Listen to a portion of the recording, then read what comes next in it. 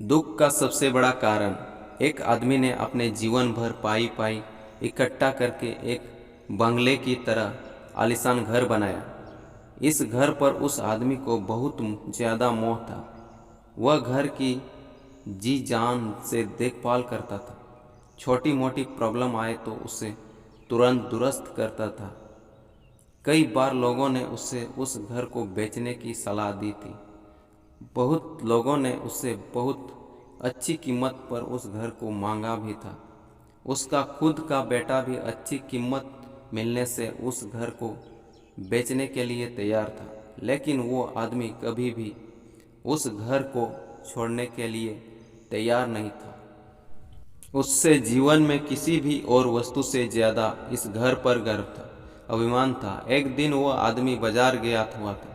जब वह बाजार से लौटा तो उसने देखा कि उसके घर के सामने बहुत बड़ी भीड़ जमा है। वह दौड़ते हुए आया तो उससे बहुत बड़ा आघात लगा, क्योंकि उसके घर में आग लग चुकी थी।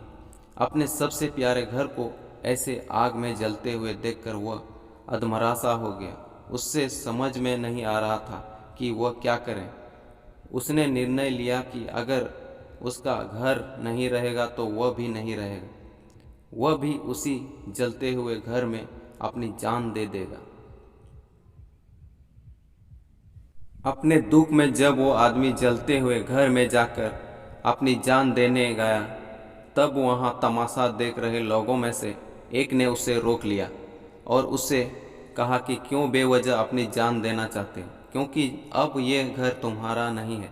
एक दिन पहले तुम्हारे बेटे ने इस घर का सौदा किसी के साथ कर दिया था। जैसे ही उस आदमी को इस बात का पता चला, उसका सारा दुख खत्म हो गया। अब वह आदमी भी वही बाकी लोगों की तरह खड़े होकर उस घर के जलने का तमाशा देखता रहा। जब वहाँ पर उस आदमी का बेटा आया तो वह आदमी अपने बेटे के पास जाकर उससे कहने लगा, ज़रूर मैंने पिछले जन्म में कई पुण्य किए होंगे, इसीलिए मुझे तुम्हारे जैसे बेटा मिला। अगर तुमने इस घर को सही समय पर बेचा ना दिया तो आज मेरी जान चली जाती। तुमने इस घर को सही समय पर बेचकर मेरी जान बचा ली बेटा। बाप की बातें सुनकर बेटे का मुंह उतर गया। उसने बड़े दुख के साथ कहा कि पापा, मैं इस घर का सौदा करने के लिए ज़रूर गया था, लेकिन अभी इस घर का सौदा पक्का नहीं हुआ था। यह सुनते ही आदमी का दिल फिर से बैठ गया। वह अपना सर और छाती पीट पीट कर रोने लगा और कहने लगा कि मैं बर्बाद हो गया। पहले किसी और का घर जल गया, यह जानकर जो उसे खुशी हुई थी वह अब उसका घर है, यह जानकर दुख में बदल गया।